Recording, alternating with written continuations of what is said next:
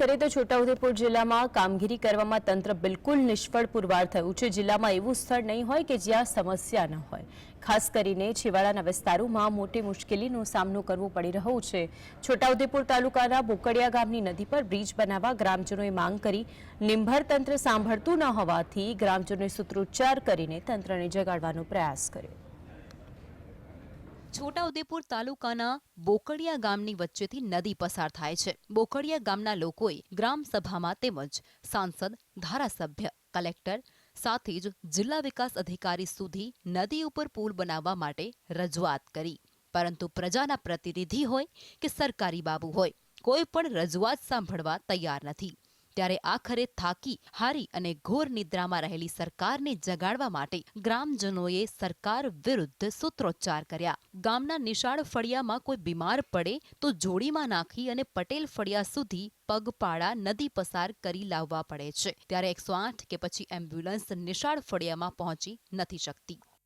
અને કોઈ પણ એ ફળિયા જૂના પટેલ ફળિયાની અંદર ડિલિવરી કોઈક મહિલા હોય અને 108ને બોલાવે નહીં હોય તો પેલી આ હામાની સાઈડ ઊભી રહે, પણ પેલી સાઈડથી આવી શકાય એવું નથી। એટલે સરકાર જોડે અમારી એક જ માંગણી છે કે તાત્કાલિક અમારો આ પોલ મંજૂર કરે તો આ સમસ્યામાંથી અમે બહાર નીકળીએ એવી માંગ છે। શાળા નદીની બીજી બાજુ આવી હોવાથી બાળકોને પણ પાણીમાં ઉતરી અને નદી ઓળંગવી પડે છે। 1000થી વધુ વસ્તી ધરાવતા આ ગામમાં બાળકો ચોમાસાના 4 મહિના તો શાળાએ પણ નથી જઈ શકતા। ઘણી વખત તો શિક્ષકો પણ પાણીમાં ફસાઈ જાય છે।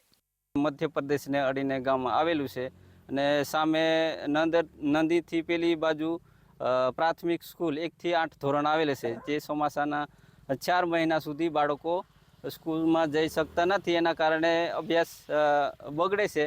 એના કારણે અભ્યાસની અંદર છોકરા નબળા રહે। 108ની પણ ચોમાસાની અંદર આવી નહીં શકતી અને ડિલિવરીના ને એના લીધે પ્રોબ્લેમ થાય છે। એના લીધે ચોમાસામાં ઝોલી કરીને પણ ઉતારવામાં આવે, ગાડી નહીં આવી શકતી। એટલે સરકાર છેવાડાના માનવીનો વિકાસ કર્યો હોવાની વાતો કરે છે, પરંતુ તે વાતો માત્ર કાગળ ઉપર જ હોવાનું પ્રતીત થઈ રહ્યું છે। જો લોકો ડગલે ને પગલે મુશ્કેલીઓ ભોગવી રહ્યા હોય તો આ કેવો વિકાસ છે?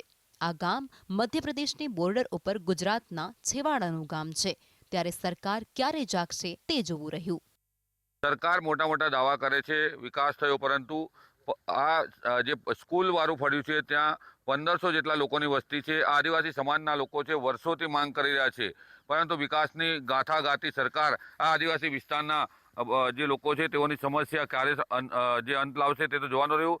મહત્વની બાબત એ છે કે એક કોતરો પર નાના બ્રિજની માંગ કરવામાં આવી રહી છે, તે સંતોષવામાં નથી આવતી। આદિવાસી વિસ્તારમાં વિકાસની વાતો કરનાર સરકાર ટ્રાઇબલ સબ પ્લાન છે તેની અંદર કરોડ રૂપિયાની ગ્રાન્ટ ફાળવે છે, તે ગ્રાન્ટ ક્યાં જાય છે તેની પણ તપાસ થવી જોઈએ। હાલ તો વિકાસના દાવાઓ પોકળ સાબિત થઈ રહ્યા છે। રફીક ધણીવાલા,